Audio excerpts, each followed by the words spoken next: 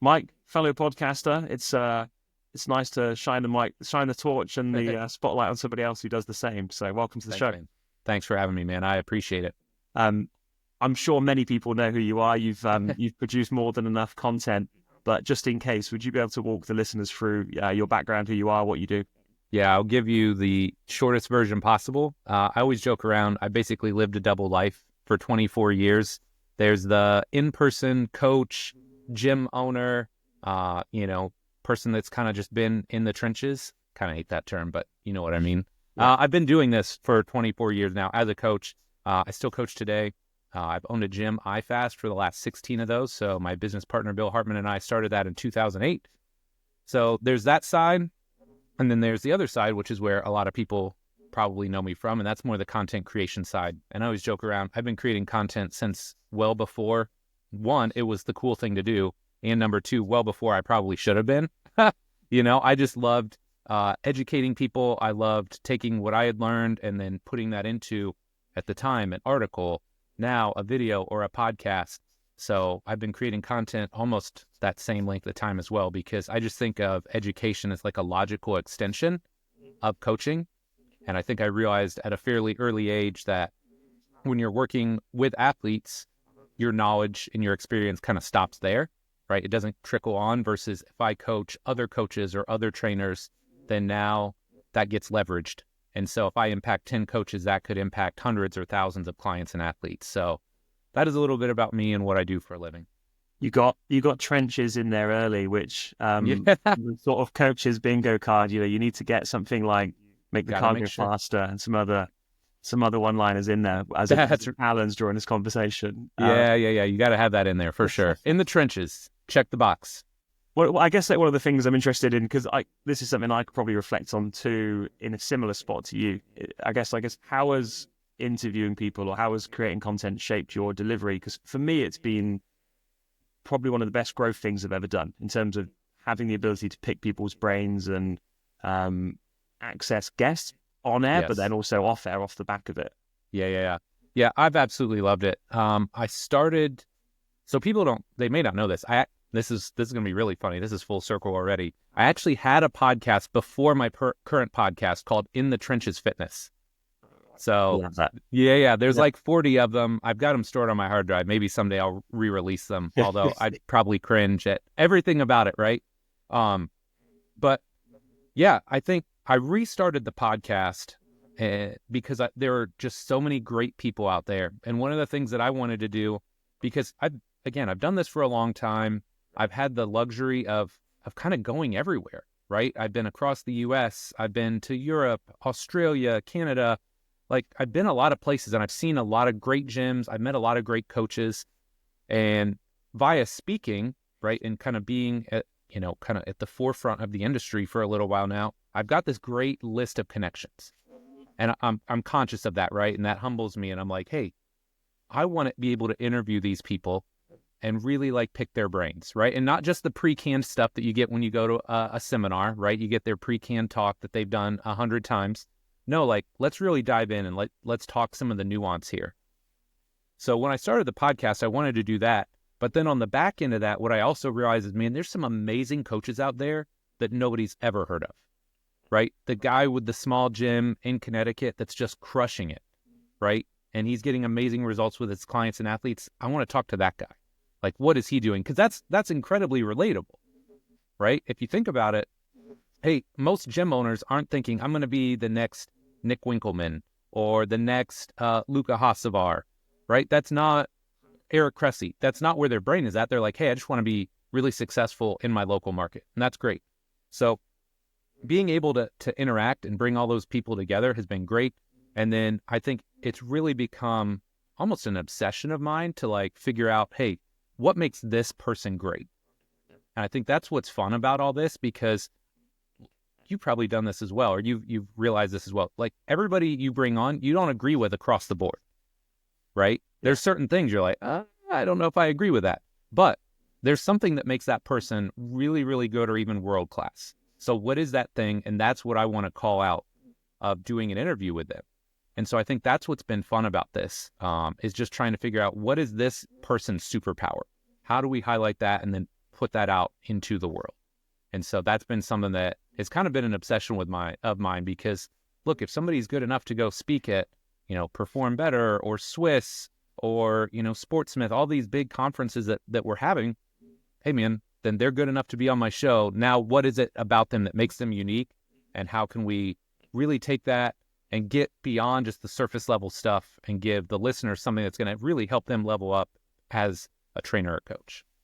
I think interview platforms are great as well because a lot of the times, like, some of these practitioners might have done research or published courses, books, certainly publish a lot of, content at the end of the day on Instagram, LinkedIn, whatever the platform is. But I think sometimes the interview platform is really nice because you can disagree with someone, or you can, you might not say, hey, I disagree, but you might say like, hey, some people might say or think this, and you can play devil's advocate. And I think for me, the podcast is a nice platform because it's a less threatening way for someone to push back against someone's approach or method or ideas and then not feel like attacked, but actually hopefully give a bit more context broader than just their own. And absolutely. Well, there's a reason they feel that way, right? And what I find a lot of times is people that I might disagree with, part of it is just the situation that they're in or the experiences they've had, right? So they've got a different viewpoint that they're looking at this through. And if I'm just reading an article, I don't get all that. Versus, like you alluded to, hey, if I can dig a little bit deeper, now I know, oh, that is why this person thinks this way. And now I can put myself in their shoes. If I'm in that situation or that environment, or if I had those experiences leading up to that point, maybe I would think that way as well. So I think, like you alluded to, it just gives us so much more context and a better understanding of where that person is coming from. Has having a show impacted how athletes reach you? Because obviously you're like me in that you have a B2B content solution. You have a podcast for practitioners. Yep. Do athletes ever discover your show and then reach out to you, or are those two worlds quite separate? They're pretty separate. And that's something I've struggled to mesh over the years. Like, who am I? Like the existential crisis, even on social media, right? Like, who am I talking to? And I've just had to come to the realization, like, my athletes aren't coming to me via my social platforms, right? What ultimately ends up happening in most cases is that their trainer or their coach has listened to me, or they, agree with my thoughts, whatever, they connect with me, and then maybe they send their athlete to me. Yeah. Right. So I've had that happen a lot more in the professional setting where it's like, hey, we've got an athlete, they're in Indianapolis or they're from Indianapolis. We'd love for them to come see you or work with you in the off season. So that's more the way it's worked versus an individual athlete that's like, oh my gosh, I found your work and I think you're the best. I want to come work with you. That just hasn't happened quite that much because that's just not really how I put myself out there. In social, I'm more talking to coaches and trainers versus talking to individual athletes. I think the messaging's just so different, isn't it? Like if you wanted to appeal to, let's say, like the customer end of what we all do with rehab and performance, you might say words like, or phrases like, fix your knee pain, or prevent this, or bulletproof that. And those are the sort of absolute terms and phrases that don't go down well professionally. Need to be right. You kind of have to message, modestly, factually for one, catchy for the other. And those two worlds, I think it's really hard to message both at the same time effectively. Well, it's just so hard, right? Because, if you're talking to an end user, you've got to be very clear, very confident, versus when you're talking to trainers and coaches, at least the savvy ones, you can't talk in these absolutes, right? We all know there is context involved. So it's like, hey, if I say this, now I have to provide some context as to why I'm saying that, situations, why it may work, why it doesn't. The problem with that too is it can get very wishy-washy. And that's something that I've struggled with over the years, whether it's writing, videos, podcasts, any sort of content creation, is anytime I say something, I feel the need to validate it. And so then you're like, you want to make this really strong, impactful statement, but then also, but this could be a thing and this could be a thing. So it ends up sounding almost like you don't know what you're talking about, or it gets very watered down. I guess another way to think about it, the message gets really watered down when you try and convey all that nuance and all that context. Yeah, 100%. I'm going to use a cringy term. You're part of I'm going to call it the creator economy. You have a digital ecosystem, but you've also got bricks and mortar. Yep. Tell us about your kind of facility. Who do you work with? And I guess I'd also just love to know kind of what's like the athlete experience, what's the athlete kind of process at your facility. Yeah. So the gym has changed a lot in 16 years. For the first 13 years, we ran a traditional kind of employee-backed business. So people would come in. Generally, we would have an internship process. So people would come in, they'd be an intern for 12, 14, 16 weeks, depending on the length of their semester. We would educate them. And I mean, it was very rigorous, right? Every week we're doing staff in services, we're doing coaching, we're giving feedback. And so over that time, what we would do is we would take the best ones whenever possible. And when the timing was right, we would hire them and we would make them employees. So it was an amazing setup, but a couple things started to happen. Number one, I don't know if something has changed at universities. It feels like it has, but it was getting harder and harder to find really good interns. And just, I think fewer people were applying for internships as a whole. And I don't know what has shifted or changed that, but that's something that I just found kind of across the board in the industry, which is strange. But regardless, so people would do an internship. And then the other thing that happened was our coaches got more and more heavily recruited. So we would have a coach maybe at the start for 10 years, and then we'd have a coach for 7 years, and then it's 5, and then it's 3. So now we're kind of getting just defeated on both sides of this equation, right? Because we're not getting as many interns. It's harder to get coaches. When we have coaches, now they're getting hired away that much faster. And so what I wanted to do, what I realized, I kind of had this come to Jesus moment where I'm like, look, I love running this gym, but I got into this because I love to coach. I don't want to be the multi-million-dollar gym facility owner. Like, that piece isn't exciting to me. So I basically flipped the entire model on its head. And so now everybody that works out of our gym are independent contractors. So instead of us paying them to coach our clients and athletes, all that good stuff, they pay us to use the space. So you talk about a total 180, it's a lot different. But what that allowed me to do was to then kind of double down and refocus on content and that sort of thing, but also on my athletes. And so really for the last 6 or 7 years now, I've worked almost probably 85 to 90% in the basketball space. Everything from middle and high school age kids to college to a lot of professional basketball players from the NBA, EuroLeague, overseas. And so that's kind of my bread and butter now. So it has definitely condensed the window of time that I get with people, because one thing that I learned over this time period is that the NBA season is pretty nice. It's condensed, but it's nice because generally you have at least a 4-ish month off season. A lot of my guys now are playing overseas, and it's brutal. I mean, I had one guy, I think last year, for 6 or 7 weeks. He got back July 1st, and then he had to leave August 15th. So that doesn't leave you a lot of time. So what that's really forced me to do is tighten up everything on my end, right? From my assessment process to getting really clear on what I want to get out of each training cycle, and just trying to every year put these guys in a position where they can get through that season, stay healthy, and continue to get bigger and better contracts. Because that's the name of the game, right? Like, if you've agreed that the NBA dream is kind of over and you're going to go grind it out overseas, now it's, hey, this is a business. Right? Because I'm away from my friends, I'm away from my family, and you don't want to go over there and play for 30, 40K a year. So how do we make the best possible money in this short window of time that we have? And so that's kind of what I've been doing for the last really 6 or 7 years now. That's been the bulk of my client base, and it's been a lot of fun. Yeah, so I guess at your facility, the process varies because obviously it's almost agnostic, isn't it? You've got different practitioners, so yep. I guess it's more the practitioner approach rather than the sort of overall facility approach. Yes, and that was a big shift, dude. Let me tell you, because we go from, it is the IFAST way, right? It's Mike and Bill, and we're educating and teaching everybody. And not to say that our influence isn't still there, but as an independent contractor, they really have their own bill of rights. Like, we can't tell them what to charge, what to wear, how to coach and cue their clients. So one of the things that I have tried to do is I still put education at the forefront, and I just tell them, look, I think this is an important piece. So when we host seminars or events, they get to attend those for free or at a discount. And then I've also tried to make all of my educational resources accessible to them.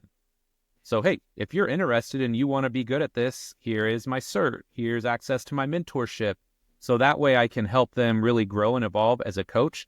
So I just think, man, if I could have done this 20 years ago, that would have been amazing, because now there's a lot of stress running a facility, right? It's like this whole other set of skills that you have to learn and cultivate. You have to learn sales and marketing and, developing procedures and operations. There's just a lot of work that goes on the back end. So what I've tried to do is create a facility where coaches can come in and, hey, you have kind of the benefits of owning your own facility without some of the stress and the back end stuff that comes with owning your own facility.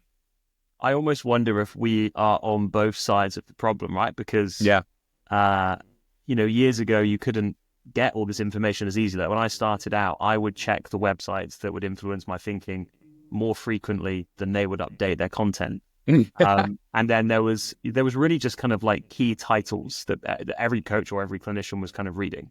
Not to say that was the exhaustive list, but there was just like, that was the bulk of it.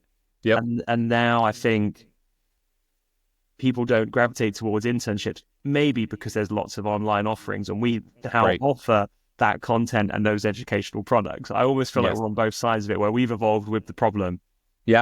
I worry because, and it's probably confirmation bias, I did internships, and the key reason for doing that ultimately was to develop under more experienced coaches, because they had the answers. So you needed a practical environment to practice and develop your craft, but you needed someone who had the answers and could steer you.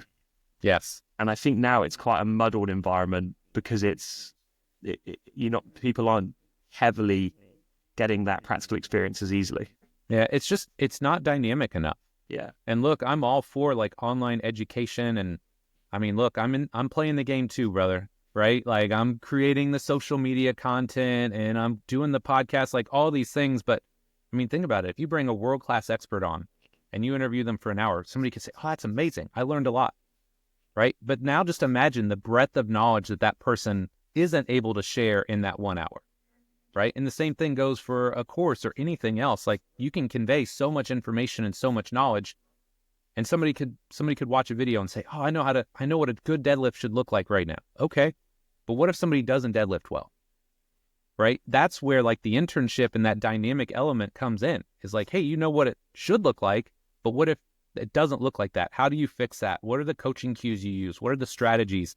It's all those deeper level ideas and thoughts that you can't really get to.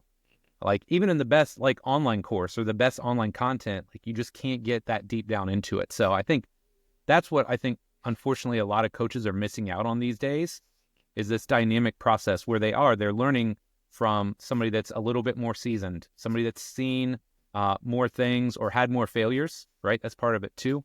But those are what make you a better coach. And so I feel like that's what we need to get back to is, hey, I'm all for the online content, right? But finding ways to put yourself in a room with other people that are at a really high level that will push you to get better.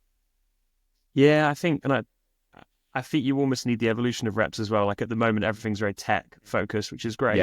Yes. But if you start now, qualify now, and you're quickly exposed to that stuff, okay, it's good.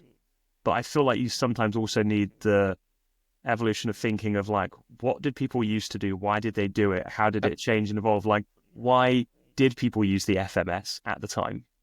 Why may you not use it now? That's a useful thing to know, rather than, I don't know what that is, but we've got this tool now. I feel like you need that, almost that, and I don't know whether it's just my bias, but I feel like you need that historical context of where things have come from to know what the current array of tools that we typically use can do and what they can't do. Yeah. I mean, how interesting would that be, right? To just go back and look at the last 30 years of fitness, strength and conditioning, right? Like look at what was in, I mean, it's just, they always joke around, but like they talk about everything coming full circle, right? So you're probably at, an age where you remember machine-based training, right? I remember when I was in high school, we would go to the collegiate weight room and the free weight section was like a little pocket in the corner and everything else was just machine-based, right? And then a couple of years later, I was working in that weight room. Half the machines are gone and now half to 2/3 of it is all free weights, right? And then you can talk about kettlebells. You can talk about the FMS, right? Just think about all of the little things that have come and gone, and eventually they'll come back. Now we're back to machines. right? We talk about, hey, there's value in isolated muscle strength training, especially in a return to play process. So this is where, like you said, understanding the history, that would be a pretty cool class. I'm not the guy to teach it. There's better people out there, but that would be a cool class. Like, hey, what's the last 40 to 50 years of strengthening and conditioning look like? And just show all the different time points, the influence of bodybuilding, right? Because that's all we had access to in the 90s. Nobody's talking about, powerlifting and that sort of thing. If you go to a grocery store or a drugstore, it's Muscle and Fitness and Flex and Ironman. Like, that's what you come up with. But I think understanding the history and understanding, where we've come from, and then ultimately zooming out and like maybe just picking some of those pieces out, right? Like, hey, maybe there is a role for some isolated muscle strength training. Where would that be? Maybe there is a role for some bodybuilding training. Where would that be? And so then you have this much more like holistic and nuanced perspective on where all these things might fit into play versus this is the only way, this is the holy grail, this is all we do. And it all probably has value and merit. It's just figuring out, where do I put this? And I'm going to call myself out. I'm suggesting we do the history of strength and conditioning and rehab as a practitioner aged 36. But it's long enough to at least have seen some changes. You mentioned obviously that you have a bit of a pivot. You mentioned you've got different practitioners that work in your facility, and you and I beforehand have spoken about sort of non-centralized MDTs. Yep. Would you be able to kind of walk us through what you mean by non-centralized MDT and I guess how that runs effectively? Yeah, it's interesting. So just to give you some context, like with a lot of the athletes that I work with, some are coming off major injuries, some have more minor injuries, but when somebody shows up on our doorstep, whether it's post-injury or in the off season, I don't have everybody under one roof, right? So if you work for an NBA team or an NFL team, everybody's there, right? You got your PT, your medical person, your AT, your strength coach, your sports scientist, they're all there. Hopefully they're all in a meeting or a huddle together talking about, okay, what does this athlete need to do on this day? Where are they at? How are they progressing? Well, my goal with kind of IFAST basketball and all the stuff that I'm working on is, how do I take that model and apply it across the private sector? Because I don't have everybody in one space or one environment, right? Like, it's me, Bill and Eric are there, our physical therapists. But we all know, like, hey, sometimes we need other people involved. So what I did was I basically sought out, hey, who are the best people in my area for massage, for chiropractic, for basketball skill development? Is there a recovery center or spa? Is there a nutrition person? Is there a mental skills coach? And so I basically brought all these people together and said, hey, look, here's what I'm trying to do. And when an athlete comes to us, it's almost like an a la carte service, right? That's the way I kind of describe it. Because a lot of times I'll get athletes either returning that I know, sometimes it's referral based, sometimes it's from a team or an agent. But when I get that athlete, I'll do an initial call and it's like, hey, okay, what do you feel like you need? What are things that you like? Where are you at? And then I start putting all those pieces together, right? So in a perfect world, they would come in, especially after a long, arduous basketball season. I'll at least get them with our physical therapist first. So there's some medical eyes on them, because you know as well as I do, oh, no, I'm pretty healthy. And they get in with the medical person and they're like, oh, yeah, this kind of hurts a little bit. Oh, yeah, I tweaked my ankle this year. So they can get kind of a baseline idea. I'll take them in. I'll do an assessment on them myself, looking at their posture, their movement, some force plate jumps and data and all that good stuff. And then from there, then it's really an a la carte service, right? So if somebody's got a body comp issue, hey, here's the dietitian or the nutritionist that we use. You like massage? Great. I've got a world-class massage therapist. She's 20 minutes away. Here's her contact info. Oh, you think you lack some of the mental resiliency that you'd like? Here is my mental skills guy.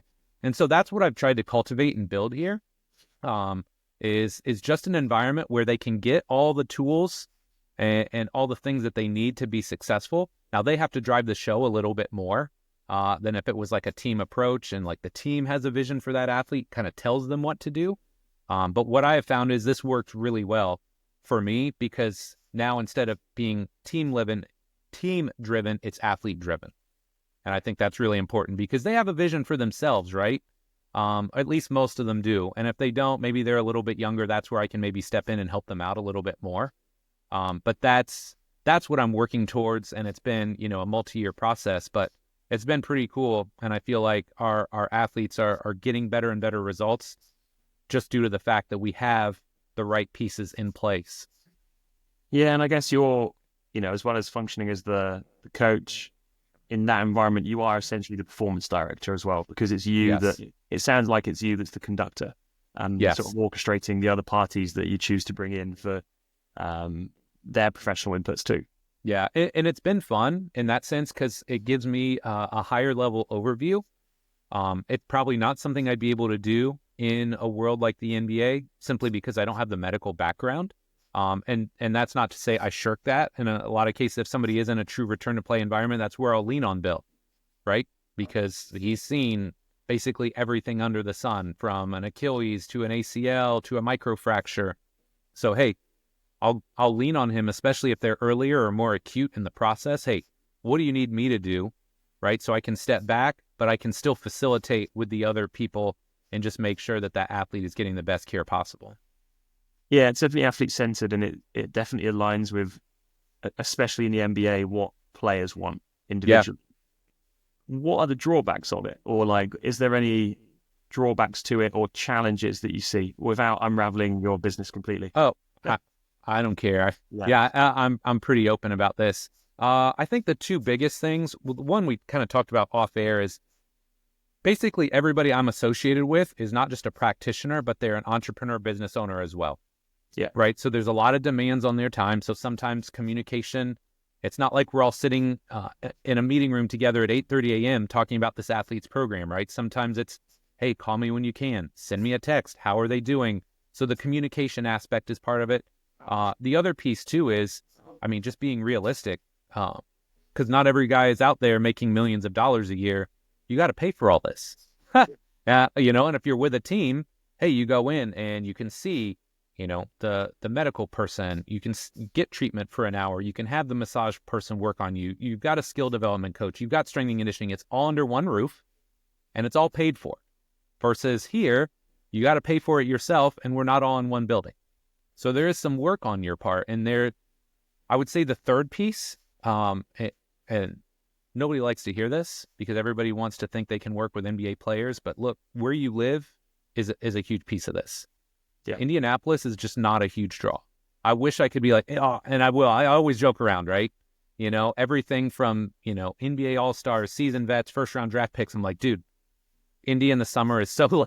And I can't even say it with a straight face, right? Because if you're a young 22, 23, 24-year-old guy, right, you're thinking, oh, Miami, LA, Phoenix, right? Like geography plays a part in this. So I try and flip that on its head.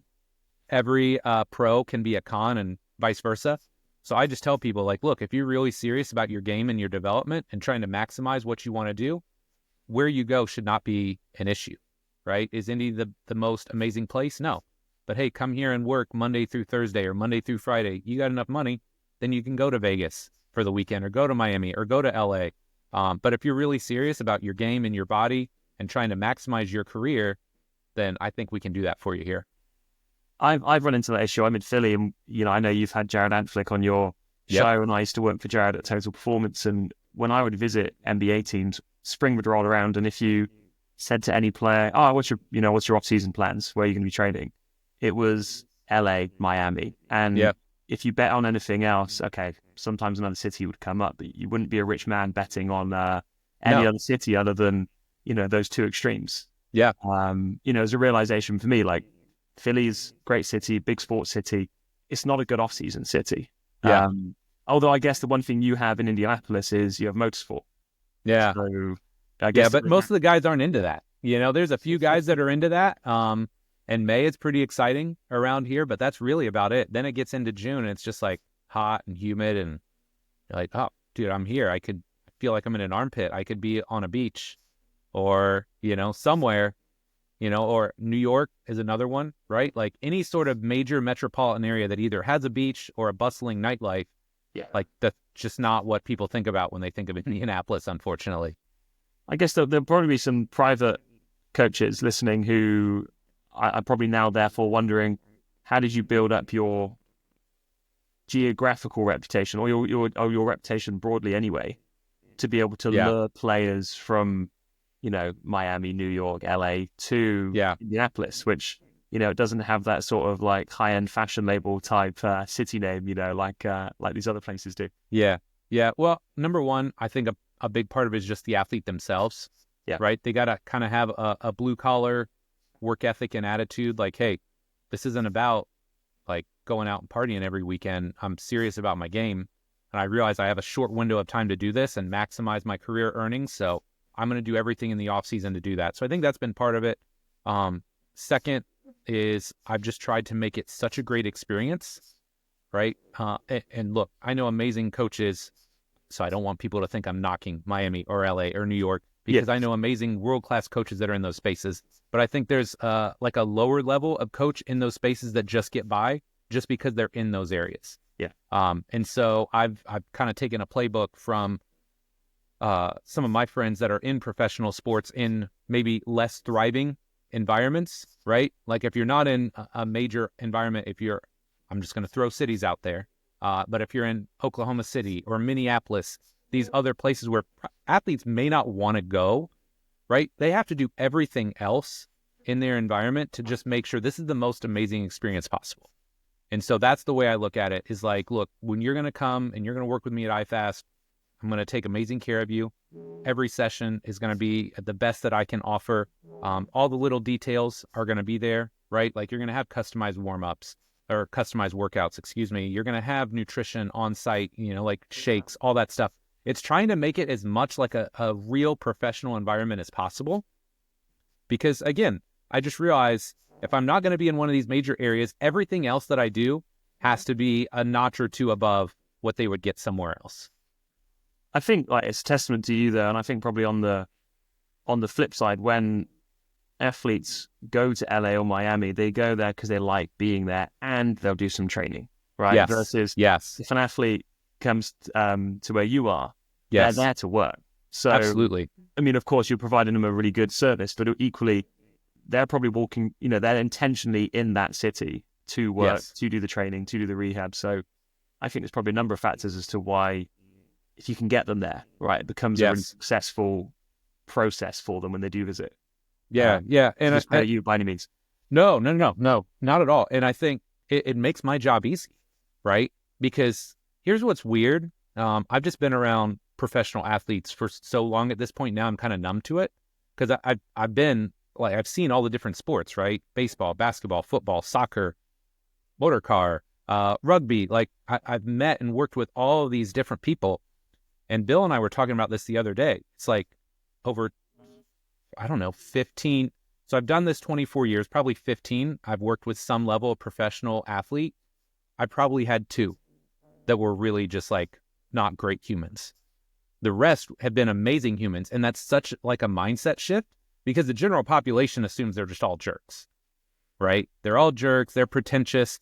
Dude, if you would come into our gym, now granted, they might stand out if they're 6'6", right? And jacked out of their mind, they're going to stand out. But they could sit there and have a conversation with just about anybody else in our gym, because like they're just great people, and people, like they'll interact with them and socialize with them. So other than the fact that they look like they play a professional sport, you wouldn't be able to tell it from their demeanor and their mannerisms. So that makes life easy too, right? They're there to work. They know what their focus is. They're great human beings. So all of those things make my job incredibly easy on the back end. I think it makes a difference whose house they're in as well, right? Like if they're in your facility, they're there to train with you, do things hopefully your way, and what you think's best for them. Versus, and I've experienced this, like you go to a team and visit as a consultant or whatever the context is, and you're one of many people in that morning or that day with a time demand on them, or versus when they come to you, it's just all about them. So it becomes really athlete centered because it's only about them when they're paying for their time, for your time, for their session. Yeah, you're so right. And I have a great kind of anecdote to this. So before I was in basketball as strongly as I am now, I spent a lot of time in soccer as well. And it just works out great because soccer and basketball are like opposing off seasons. So when I started in soccer, I had a handful of MLS guys. One of the guys that I worked with, his name is Chad Marshall. He was like a national team player. He was 3-time MLS Defender of the Year. I had, national team players like Lori Lindsay. And I've got all these jerseys on my wall, right? So I've got all these high-level soccer players coming in. And in 2014, I get a job with our local club, the Indy 11, right? They're just starting, so I'm their first strength coach. And I'm like, oh, this is going to be amazing. Like, I've had great success with soccer players. These guys come in, they don't give two, can I cuss? Yeah. They don't give two shits who I am or who I've worked with. They don't care, right? Because now, like you alluded to, I'm another guy. I'm just the strength coach. They have to go see somebody else that's taking time out of their day. And so just the entire situation is flipped on its head. And so now I have to really work that much harder because I have to build a relationship and rapport. I have to make them want to come into the gym. And so it's so weird because you would assume, look at all these athletes, right? Like, I've had all these amazing soccer players in my space. They trust me. They're coming to me in their off season. And now you guys are getting this for free and you don't want to be here. So that was a really strong lesson learned. And ultimately, I feel like I had some really good success with that team and with the club over the years. And we set a culture for strength and conditioning. But man, that was a big culture shock because I think naively, I thought, oh, this is going to be really easy. And in fact, I had to work a lot harder to kind of lay and set that groundwork to be successful in the club environment. It's an interesting one. Like we just had Joe Clubb on and I spoke to her and used the sort of phrase, cultural readiness or, sort of like interventional periodization, one and the same sort of thing. And I had a rugby population that I worked with years ago, collegiate rugby environment, and they came in and they just, they were playing good rugby, but they weren't ready for a sort of serious S&C setup at the time. So there was kind of like, okay, I know what they need to be doing, but I can't give them that immediately. They're not gonna get stuck into that. I need them to want to train in that way. But I need to get them there first. So I had to, make my I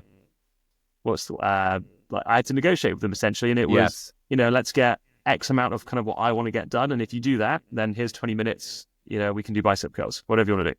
Dude, absolutely. I'm curious for like the example you're giving, like what were some ways that you had to win the athlete group over, or what were the ways that you had to sort of like periodize the culture? Yeah.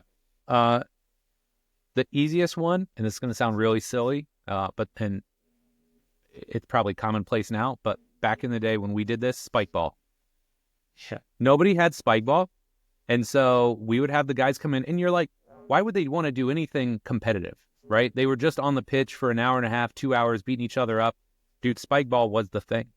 So we'd set up the spike ball net. We'd go through the warm up and I'd say, hey, look, you guys can play spike ball, get yourselves warmed up, and then we're going to go in here. And what was crazy is when we started to do this, we had guys that would normally be in the gym for like 30 minutes, right? It's like literally a cup of coffee. They're quickest warm up possible. How can I get through my weights? I had one guy, literally, he just wanted to get through his workout as quickly as possible because his goal was to play 27 holes of golf every day, right? And so when I can take that guy who doesn't want to be there, just wants to go play golf, and now he's playing spike ball in my gym for 45 minutes to an hour, I'm like, okay, right? Now the culture starts to shift. And so what ended up happening was we had like the American players. And so they would come in and they would like do their lift and then they would play spike ball and then they would flip. And then we had all our international guys because, soccer is such a diverse sport. We had guys from all over, Honduras, Mexico, Brazil. All the international guys would do the opposite. And so they'd flip. And so we went from, hey man, 30 to 45 minutes, everybody's just trying to get through their workout as fast as possible to, no, now this is like a fun, engaging environment. Another one for us was just music. I'm always shocked at in a big group, if you got the right music, and you let the groups pick their music too, right? Because the American guys don't want to listen to the international guys' music. Yeah. And so when we started to cater to each group and demographic a little bit more, I felt like we got better and better results. And then the final piece for me was, the American guys, obviously the communication is not an issue, but the international guys, like I speak some very broken Spanish, but that's about it. And some of these guys, like the coaches were kind of joking, but not really. Like some of these guys were literally out of the jungle in Honduras, right? They'd never been to America, never seen all this. So they're like culture shocked. And so now I'm trying to coach and cue them. I'm doing Duolingo. I'm like, dude, none of this translates to where I just went in. I found a couple keywords, like, I don't even remember now. El Cadre, La Rodilla, I'm like trying to get them to like, hey, here's how you do a step up. Let's get all these pieces in line. And so just that little bit of effort on my part, I feel like really carried over. And they're like, oh, no, this guy, like, this is obviously not his native language, but he's trying to learn my language to help me play better and feel better. And so I feel like just little stuff like that made huge inroads, and that allowed me to be successful. I mean, it's hard. Like soccer, there's 25, 26 guys generally on a team. So trying to like create a relationship and a bond and, you know, touch all those guys in the course of an hour and a half is hard.